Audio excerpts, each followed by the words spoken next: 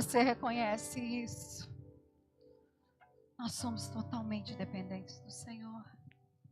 E graças a Deus por isso. Porque Ele é tudo que nós temos.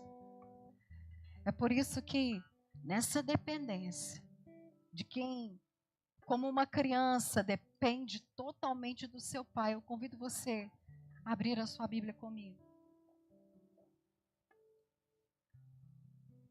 Pegue como se fosse aquele prato de comida gostoso, cheiroso, que só papai pode fazer. Na primeira carta de Coríntios, aos Coríntios, capítulo 3.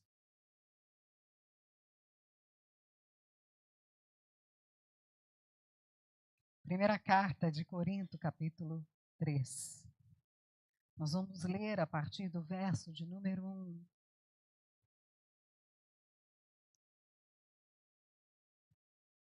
Eu queria pedir que aqueles que se assentaram e têm condição que se coloquem de pé ainda. Primeira carta de Paulo aos Coríntios, capítulo 3, a partir do verso de número 1. E diz assim: Eu, porém, irmãos, não pude falar a vocês como pessoas espirituais, e sim como crianças, como pessoas carnais. Eu lhes dei leite para beber e não pude alimentá-los com comida sólida, porque vocês ainda não podiam suportar. Nem ainda agora podem, porque vocês ainda são carnais. Porque se há ciúmes e brigas entre vocês, será que isso não mostra que são carnais e que andam segundo os padrões humanos? Quando alguém diz, eu sou de Paulo, e outro, eu sou de Apolo, não é evidente que vocês andam segundo os padrões humanos? Quem é Apolo? Quem é Paulo? São servos por meio de quem vocês creram, e isso conforme o Senhor concedeu a cada um. Eu plantei, Apolo regou, mas o crescimento veio de Deus. De modo que nem o que planta é alguma coisa, nem o que rega, mas Deus que dá o crescimento. Ora, o que planta e o que rega são um, e cada um receberá a sua recompensa de acordo com o seu próprio trabalho, porque nós somos cooperadores de Deus. E vocês são lavouras de Deus e edifícios de Deus.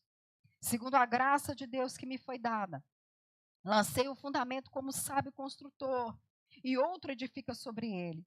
Porém, cada um veja como edifica, porque ninguém pode lançar outro fundamento, além do que foi posto, o qual é Cristo. E se alguém que edifica sobre o fundamento é ouro, prata, pedras preciosas, madeira, feno ou palha, a obra de cada um se tornará manifesta, pois o dia o demonstrará. Porque será revelada pelo fogo, e o fogo provará qual é a obra de cada um.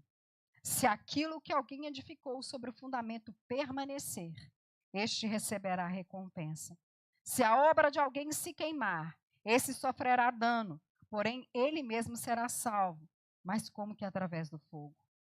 Vocês não sabem que são santuário de Deus e que o Espírito de Deus habita em vocês? Se alguém destruir o santuário de Deus, Deus o destruirá, porque o santuário de Deus, que são vocês, pode olhar para a pessoa que está do seu lado, é você,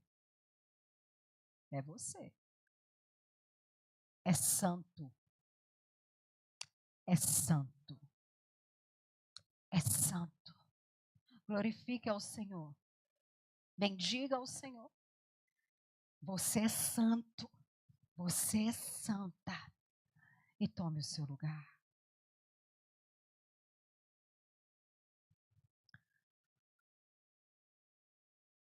Nós estamos em obras. E Deus tem uma convocação. Ele está recrutando trabalhadores.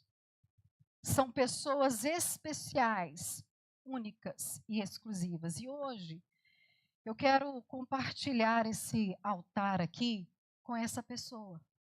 Essa pessoa que é diferenciada, que é uma pessoa quem Deus escolheu no seu trabalho. Eu queria que nós aplaudíssemos.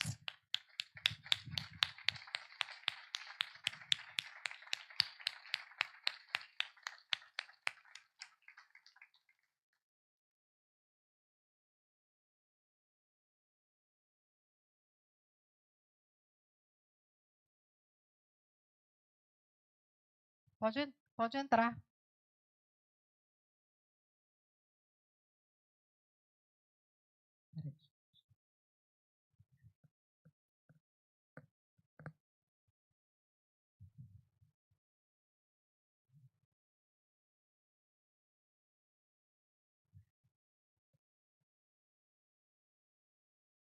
Pode aplaudir.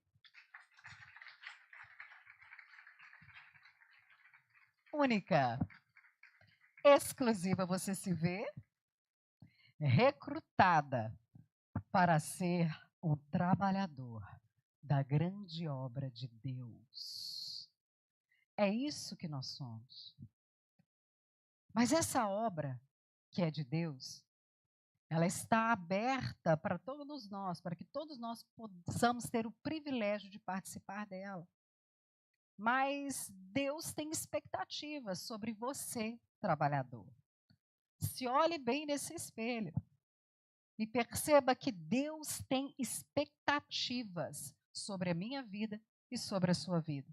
E você pode estar se perguntando assim, pastora, que expectativas Deus tem sobre a minha vida como trabalhador dessa obra? Que expectativas Deus pode ter? Eu sou falho, eu sou fraco, eu sou infiel. O que Deus pode esperar de mim? Deus, como contratador, Ele chama a todos nós para ter o privilégio de participar da sua obra. Mas Ele espera que nós correspondamos àquilo que Ele tem para nós. Que seria nós conhecermos o propósito e seguirmos o projeto. Pensa uma situação comigo. Vamos supor que vocês façam bolo e eu venho contratar de vocês esse bolo, mas eu tenho uma expectativa. Eu quero um bolo de coco com abacaxi. Um trabalhador, um bom trabalhador, e isso já existe há muito tempo, não é simplesmente um executor de tarefas. Bom, um bolo de coco com abacaxi. Vou lá e faço. Pode até dar certo. A massa pode ficar macia, o recheio pode ficar bom. Mas um trabalhador excelente não se contenta com isso. Ele sempre chega para o seu contratador e quer saber das expectativas, do propósito. Para que é esse bolo? É um evento de família? É um evento da empresa? É uma festa só para as amigas? Por quê? Porque se o trabalhador não procurar saber as expectativas e o propósito do contratador, já pensou se numa festa de empresa, eu esperando um bolo de abacaxi com coco, alguém me coloca um baita de um unicórnio colorido, com arco-íris e chega lá para mim? Ela vai frustrar totalmente as minhas expectativas. Agora, se ela for uma pessoa inteligente, ela entende o meu propósito e ela sabe. Ela é uma mulher que não tem um paladar infantil, por isso ela está pedindo um bolo de abacaxi com coco, senão ela pedia chocolate com Nutella e M&M por cima. Ela é uma mulher com um paladar mais sério. Ela gosta de tom mais amargo. Se eu for colocar umas raspas de chocolate, eu vou colocar chocolate 85%. Hashtag fica a dica. Porque ela não tem isso. Quanto mais ela se aproxima do propósito, mais ela se aproxima da minha pessoa. E mais nós começamos a estreitar uma relação. E mais sucesso ela tem na execução do projeto. Mais ela tem chances de atender a minha expectativa. E Deus tem expectativa sobre nós que somos os seus trabalhadores. E esse texto, ele nos ajuda a pensar exatamente sobre isso. Paulo está falando à igreja de Corinto. E a igreja de Corinto era uma igreja celebrante. Era uma igreja que os cultos eram fervorosos. Tudo acontecia no culto de Corinto. Tinha cura, tinha milagre, tinha maravilha, manifestação de poder. Só que quando nós chegamos já no capítulo 3, no começo da carta de Paulo, Paulo está dizendo para Corinto assim: olha, quando eu estive com vocês, eu não pude falar com vocês como espirituais, mas como carnais, como crianças e como mundanos. E por que Paulo fala isso? Paulo está dizendo: olha, se vocês conhecessem o propósito daquele que chamou vocês, vocês não teriam se perdido. E não estariam como crianças mundanas e carnais se perdendo do propósito. Deus amou vocês, Deus salvou vocês. Tudo que vocês têm vem de Deus. Vocês têm o privilégio de ser igreja de Deus. Vocês têm o privilégio de serem trabalhadores de Deus. Mas vocês se perderam do propósito. E como que Paulo sabe que eles são carnais, crianças e mundanos? Pelas atitudes. Ele diz assim: há divisões entre vocês, há contendas, há fofoca, há maledicência, pessoas estão saindo feridas, desastenciadas das celebrações de vocês. O culto de vocês parece espiritualidade, mas fede carnalidade. Vocês se esqueceram do propósito do contratador. Vocês se esqueceram que Deus amou vocês primeiro. Que Deus deu o seu filho para salvar vocês. Que vocês estavam condenados. Que vocês não eram ninguém. Nunca foram merecedores da graça, mas Deus, no seu amor, que nós não conseguimos palpar, que nós não conseguimos entender, escolheu salvar vocês, redimir vocês de todo o pecado, purificar vocês, dar dons espirituais vocês, para que vocês sirvam a igreja deles, mas vocês se esqueceram do propósito. E por que vocês se esqueceram do propósito? Vocês deixaram o orgulho crescer.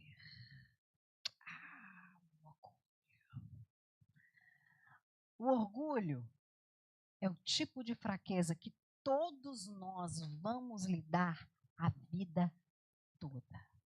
É um pecado que sempre está à porta tentando nos dominar. E por que Paulo identifica que eles são orgulhosos? Porque Paulo está dizendo: sabe por que vocês contendem? Sabe por que vocês brigam? Sabe por que vocês falam mal uns dos outros? Sabe por que vocês se esquecem de seguir o propósito? Porque vocês se acham muita coisa.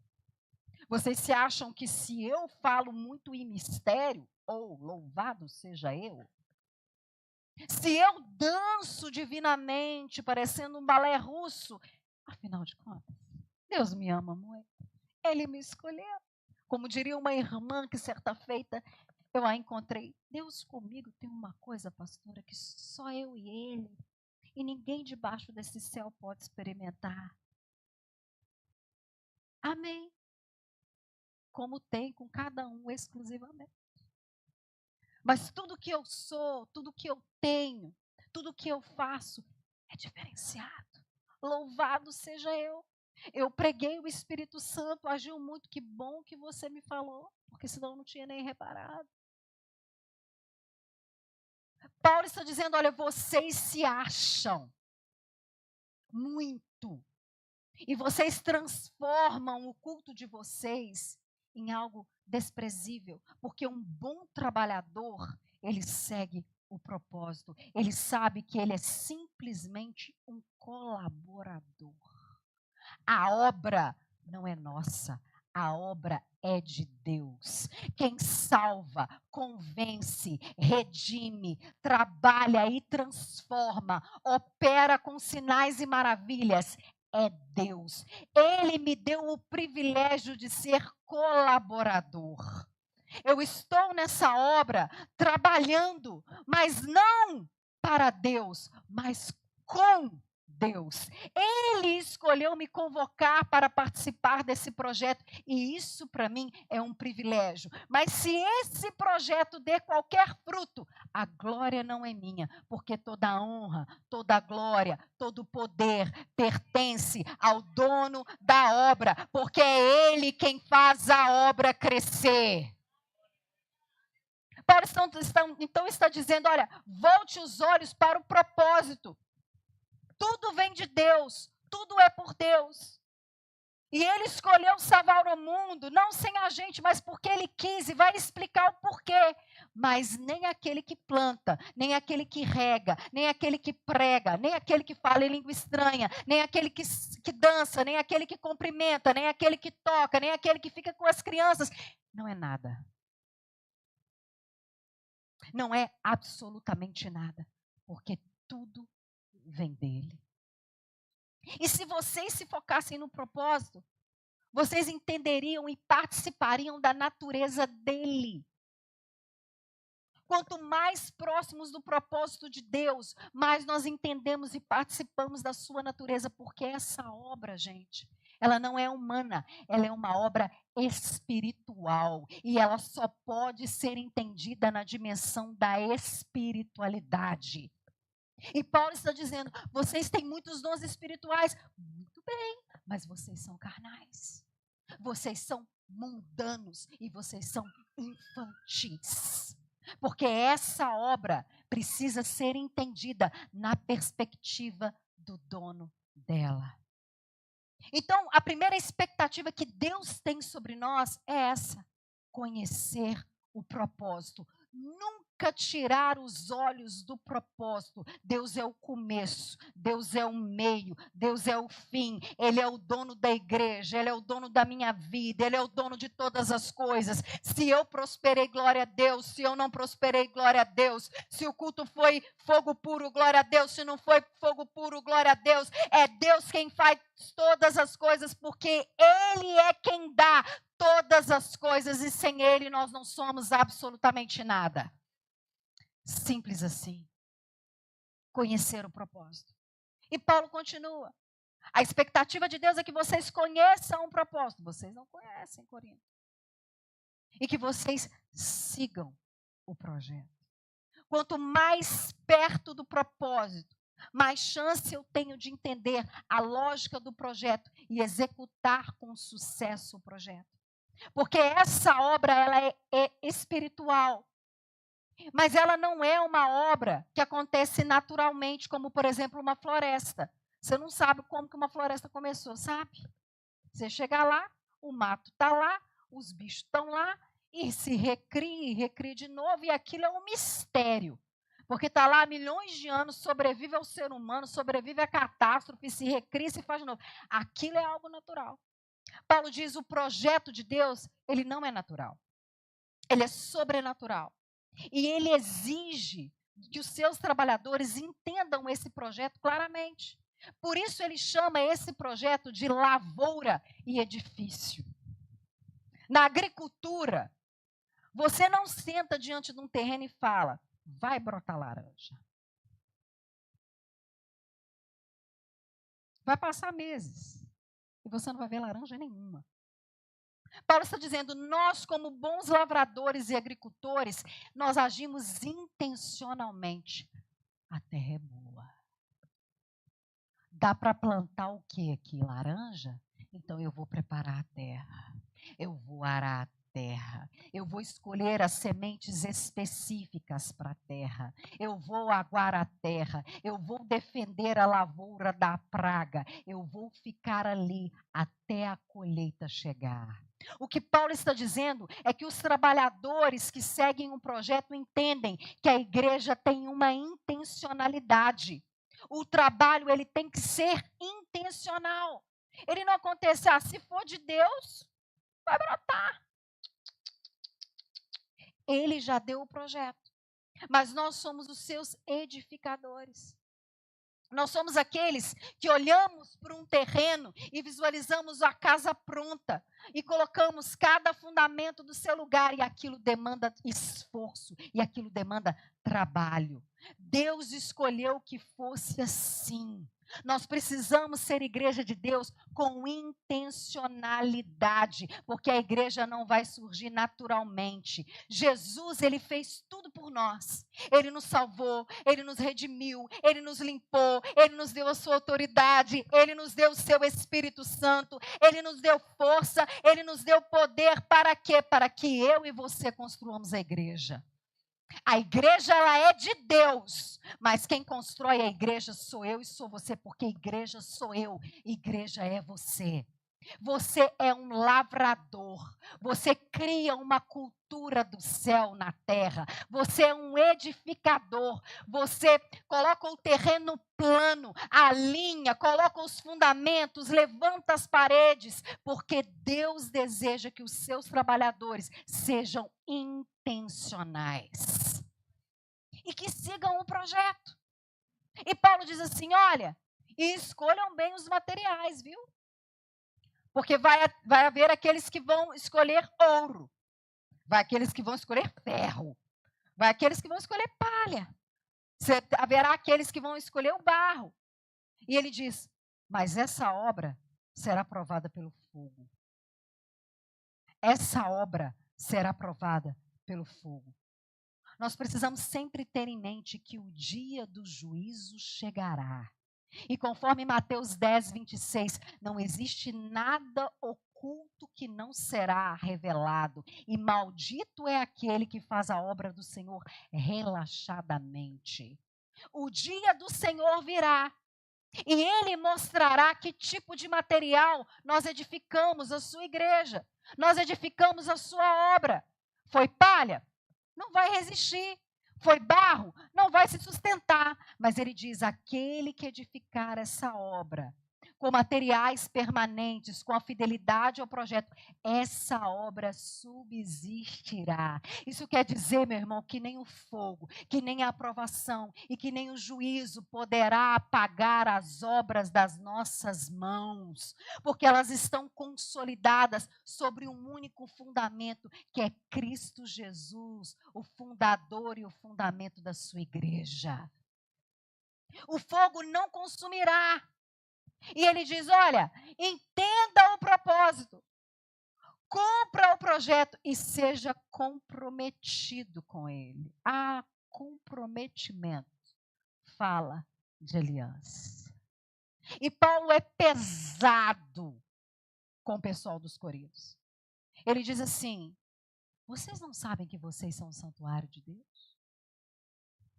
Vocês esqueceram que a igreja é santuário de Deus? E que aquele que se levanta contra o santuário de Deus, Deus o destruirá. O que Paulo está dizendo? Aqueles que não têm compromisso com essa obra, não a fazem de maneira dedicada e excelente, devotados ao propósito, seguindo o projeto. Ele diz, está se levantando contra o próprio Deus. O que Paulo está dizendo nas entrelinhas é, tem divisão? Tem fofoca? Tem maledicência? Pessoas estão saindo chateadas, pessoas estão saindo feridas.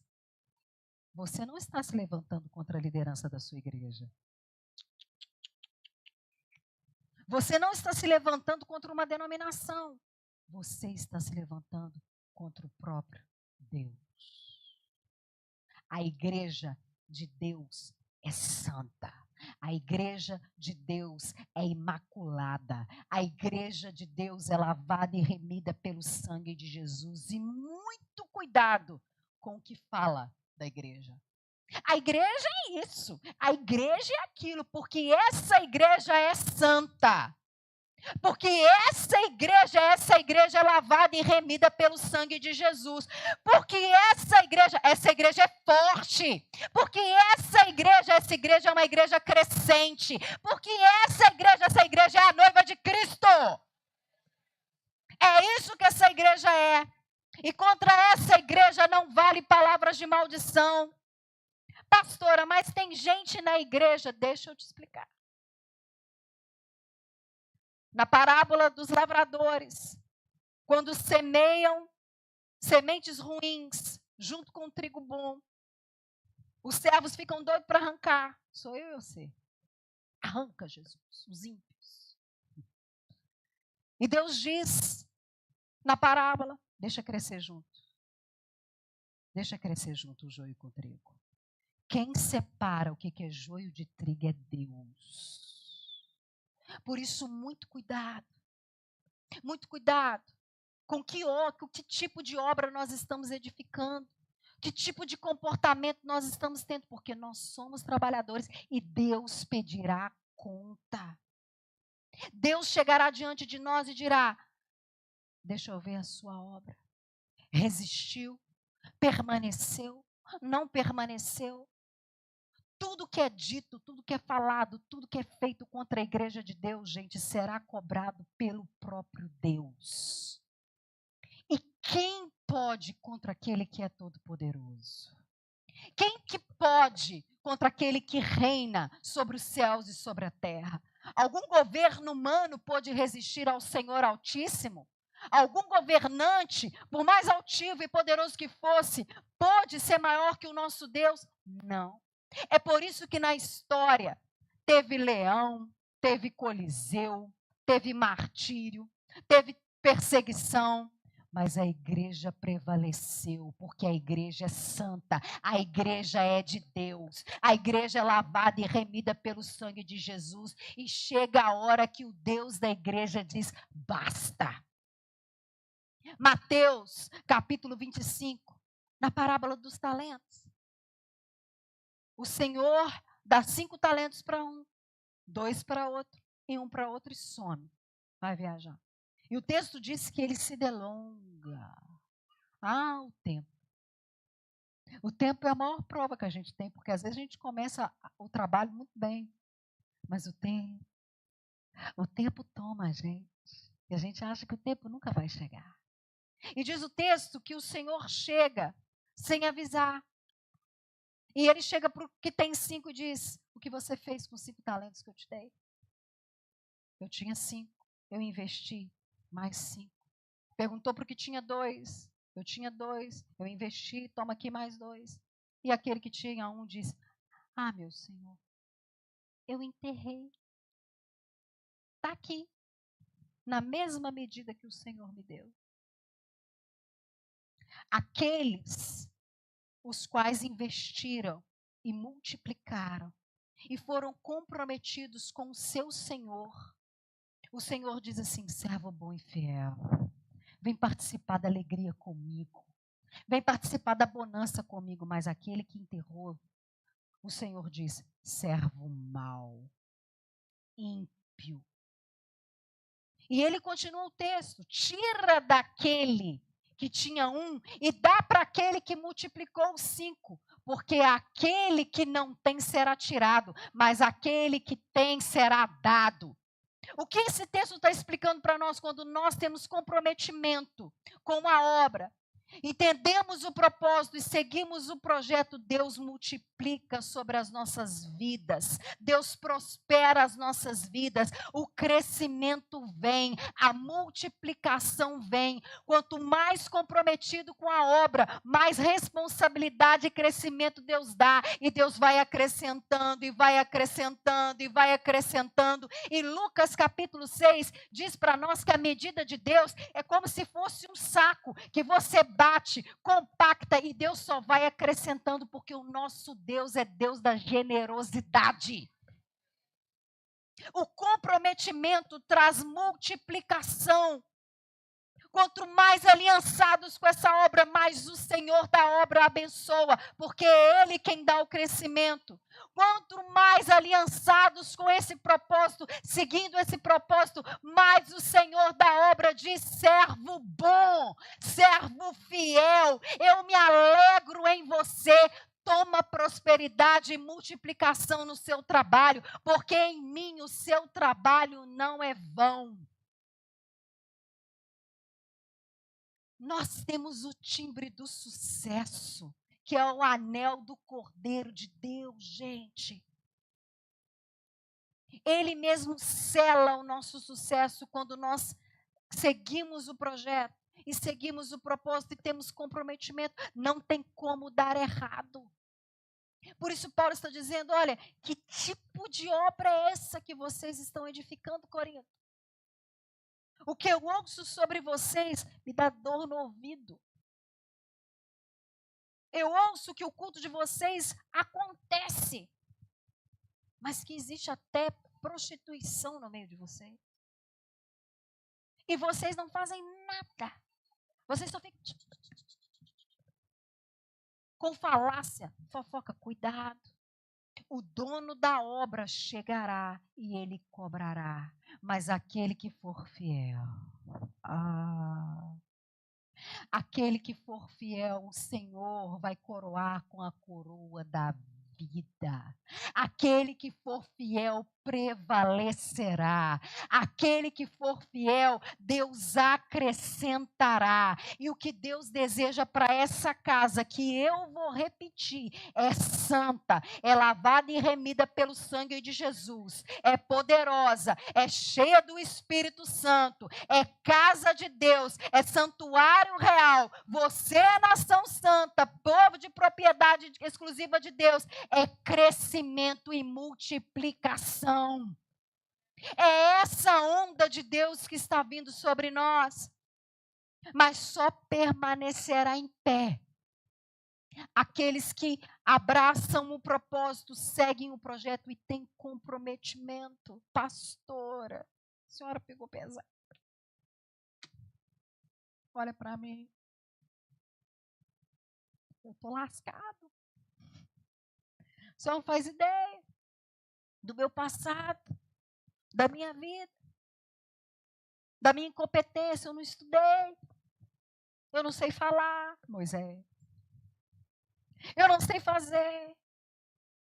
Tudo vem de Deus.